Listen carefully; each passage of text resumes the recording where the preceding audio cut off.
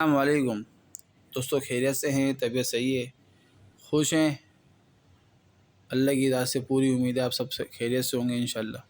تو جیسا کہ ہم نے کل میسیج بھی چلائے اور شارٹس بھی ڈالے، ویڈیوز بھی ڈالیں کہ ہم انشاءاللہ فضائل اعمال کی تعلیم شروع کریں گے۔ بہت سارے لوگ فضائل اعمال کو سننا چاہتے ہیں، تو انشاءاللہ آج سے فضائل اعمال کی تعلیم شروع کر رہے ہیں۔ تو جتنا ہو سکے اس ویڈیو کو جو ہے زیادہ سے زیادہ لوگوں کو شیئر کریں، اس چینل کو سبسکرائب کریں، تاکہ روزانہ جو ہماری فضائل اعمال کی تعلیم ہوگی آپ تک پہنچ جائے انشاءاللہ۔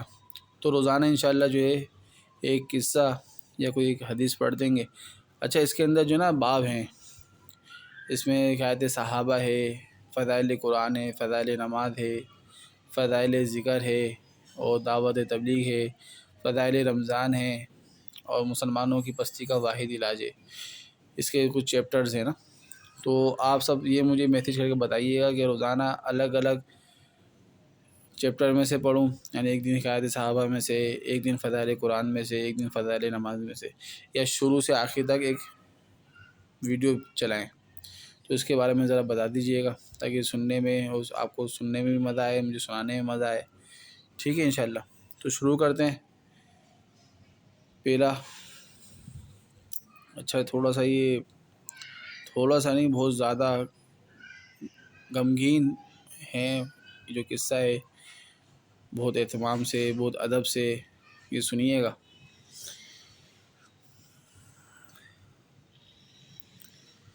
دین کی خاطر سختیوں کا برداشت کرنا اور تکلیف و مشقت کا جھیلنا۔ حضور اقدس صلی اللہ علیہ وسلم اور صحابہ کرام رضی اللہ تعالی عنہ اجمعین نے دین کے پھیلانے میں جس قدر تکلیفیں اور مشقتیں برداشت کی ہیں، ان کا برداشت کرنا تو درکنار، اس کا ارادہ کرنا بھی ہم جیسے نالائقوں سے دشوار ہے۔ تاریخ کی کتابیں اور واقعات سے بھری ہوئی ہیں، مگر ان پر عمل کرنا تو علیحدہ رہا، ہم ان کے معلوم کرنے کی بھی تکلیف نہیں کرتے۔ اس باب میں چند قصوں کو نمونے کے طور پر ذکر کرنا ہے۔ ان میں سب سے پہلے حضور اقدس صلی اللہ علیہ وسلم کے ایک قصے سے ابتدا کرتا ہوں کہ حضور صلی اللہ علیہ وسلم کا ذکر برکت کا ذریعہ ہے۔ حضور اکرم صلی اللہ علیہ وسلم کے طائف کے سفر کا قصہ۔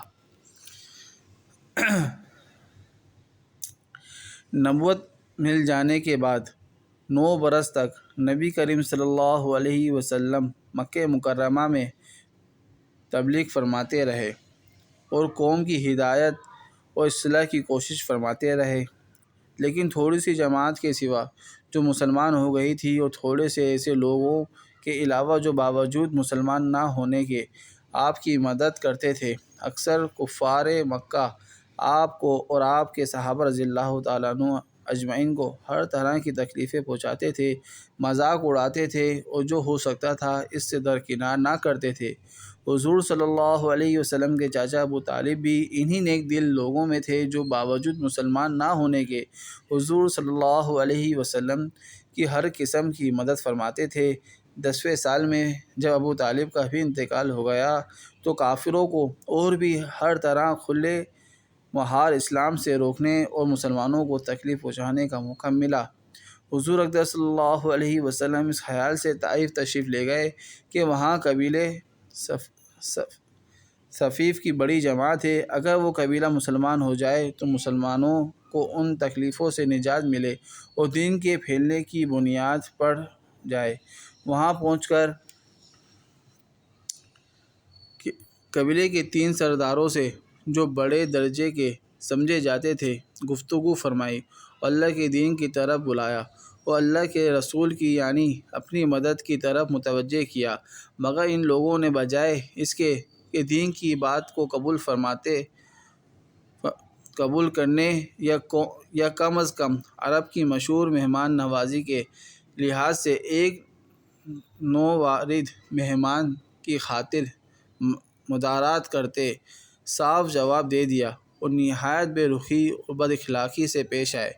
ان لوگوں نے یہ بھی گوارا نہ کیا کہ آپ یہاں قیام فرما لیں۔ جن لوگوں کو سردار سمجھ کر بات کی تھی کہ وہ شریف ہوں گے اور مہذب گفتگو کریں گے۔ ان میں سے ایک شخص بولا کہ او ہو، آپ ہی کو اللہ نے نبی بنا کر بھیجا ہے۔ دوسرا بولا کہ اللہ کو تمہارے سوا کوئی ملتا ہی نہیں تھا جس کو رسول بنا کر بھیجتے۔ تیسرے نے کہا کہ میں تجھ سے بات کرنا نہیں چاہتا، اس لیے کہ اگر تو واقعی نبی ہے جیسا کہ دعویٰ ہے تو تیری بات سے انکار کر دینا مصیبت سے خالی نہیں، اور اگر جھوٹ ہے تو میں ایسے شخص سے بات کرنا نہیں چاہتا۔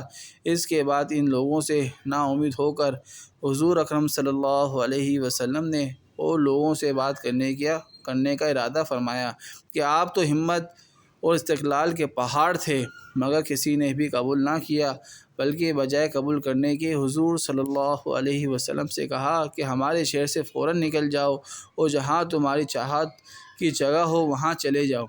حضور اکرم صلی اللہ علیہ وسلم جب ان سے بالکل مایوس ہو کر واپس ہونے لگے تو ان لوگوں نے شہر کے لڑکوں کو پیچھے لگا دیا کہ آپ صلی اللہ علیہ وسلم کا مذاق اڑائیں، تالیاں پیٹیں، پتھر ماریں، حتیٰ کہ آپ صلی اللہ علیہ وسلم کے دونوں جوتے خون کے جاری ہونے سے رنگین ہو گئے۔ حضور اقدس صلی اللہ علیہ وسلم اسی حالت میں واپس ہوئے۔ جب راستے میں ایک جگہ ان شریروں سے اطمینان ہوا تو حضور صلی اللہ علیہ وسلم نے یہ دعا مانگی: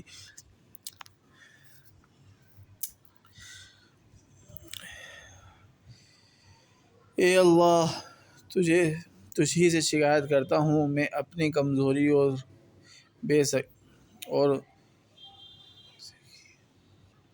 بے کسی کی اور لوگوں میں ذلت اور رسوائی کی۔ اے ارحم الراحمین، تو ہی صفا کا رب ہے اور تو ہی میرا پروردگار ہے۔ تو مجھے کس کے حوالے کرتا ہے؟ کسی اجنبی بیگانے کے جو مجھے دیکھ کر شروع ہوتا ہے اور منہ چڑھاتا ہے، یا کہ کسی دشمن کے جس کو تو نے مجھ پر قابو دے دیا۔ اے اللہ، اگر تو مجھ سے ناراض نہیں ہے تو مجھے کسی کی بھی پرواہ نہیں ہے، تیری حفاظت مجھے کافی ہے۔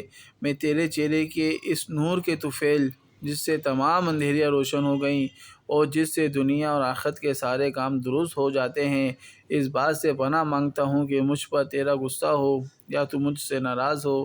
تیری ناراضگی کا اس وقت تک دور کرنا ضروری ہے جب تک تو راضی نہ ہو۔ نہ تیرے سوا کوئی طاقت ہے نہ قوت۔ مالک الملک کی شان قہاری کو اس پر جوش آنا ہی تھا کہ حضرت جبریل علیہ السلام نے آ کر سلام کیا اور عرض کیا کہ اللہ تعالیٰ نے آپ کی قوم کی وہ گفتگو جو آپ سے ہوئی سنی اور ان کے جوابات سنے، اور ایک فرشتے کو جس کے متعلق پہاڑوں کی خدمت ہے آپ کے پاس بھیجا ہے کہ آپ جو چاہیں اس کو حکم دیں۔ اس کے بعد اس فرشتے نے سلام کیا اور عرض کیا کہ جو ارشاد ہو میں اس کی تعمیل کروں، اگر ارشاد ہو تو دونوں جانب کے پہاڑوں کو ملا دوں جس سے یہ سب درمیان میں کچل جائیں، یا اور جو سزا آپ تجویز فرمائیں۔ حضور صلی اللہ علیہ وسلم کی رحیم و کریم ذات نے جواب دیا کہ میں اللہ سے اس کی امید رکھتا ہوں کہ اگر یہ مسلمان نہیں ہوئے تو ان کی اولاد میں سے ایسے لوگ پیدا ہوں جو اللہ کی پرستش کریں اور اس کی عبادت کریں۔ فائدے میں شیخ لکھتے ہیں، یہ ہیں اخلاق اس کریم ذات کے جس کے ہم لوگ نام لیوا ہیں کہ ہم ذرا سی تکلیف سے، کسی کی معمولی سی گالی دینے سے ایسے بھڑک جاتے ہیں کہ پھر عمر بھر اس کا بدلہ نہیں اترتا۔ ظلم پر ظلم اس پر کرتے رہتے ہیں اور دعویٰ کرتے ہیں اپنے محمدی ہونے کا، نبی کے پیرو بننے کا۔ نبی کریم صلی اللہ علیہ وسلم اتنی سخت تکلیف و مشقت اٹھانے کے باوجود نہ بد دعا فرماتے ہیں نہ کوئی بدلہ لیتے ہیں۔ بس دوستو،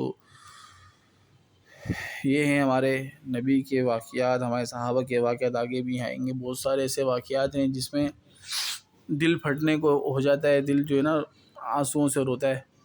انشاءاللہ روزانہ ایک واقعہ سناتے رہیں گے۔ اللہ سب کو عمل کرنے کی توفیق عطا فرمائے۔ اس ویڈیو کو لوگوں تک پہنچائیں تاکہ لوگوں کو پتہ چلے کہ ہمارے لیے پیچھے بہت محنت کی گئی ہے، ہمارے لیے بہت رویا گیا ہے، ہمارے لیے بہت تکالیف اٹھائی گئی ہیں۔ یہ سب کو بتا دیا جائے انشاءاللہ، تو سب کوشش کر لیں گے۔ ملتے ہیں انشاءاللہ اگلی ویڈیو میں، جب تک کے لیے اللہ حافظ۔ پھر میں عرض کروں گا آپ حضرات سے اس ویڈیو کو شیئر کریں، اس چینل کو سبسکرائب کریں، تاکہ اس چینل کو انشاءاللہ سب حضرات تک پہنچ جائے۔ اور ایک یہ گزارش بھی کرنی ہے کہ اب یہ جو ہم فضائل اعمال کی تعلیم کر رہے ہیں، یہ اپنے گھر والوں کو بھی ضرور سنائیں۔ اولا تو یہ ہے کہ آپ کے گھروں میں ایک فضائل اعمال کی کتاب ہو جو آپ خود بھی کرائیں، اس سے بہت فائدے ہوں گے، اور بہت فائدے ہوئے ہیں۔ میرے گھر میں الحمدللہ بہت فائدہ ہوا جب میں نے فضائل اعمال کی تعلیم شروع کری، تو الحمدللہ رب العالمین میری 2 مہینہ عالمہ بنی اس کی برکت سے۔ تو یہ کتاب کوئی معمولی کتاب نہیں ہے، اس کو ضرور پڑھیں اپنے گھروں کے اندر۔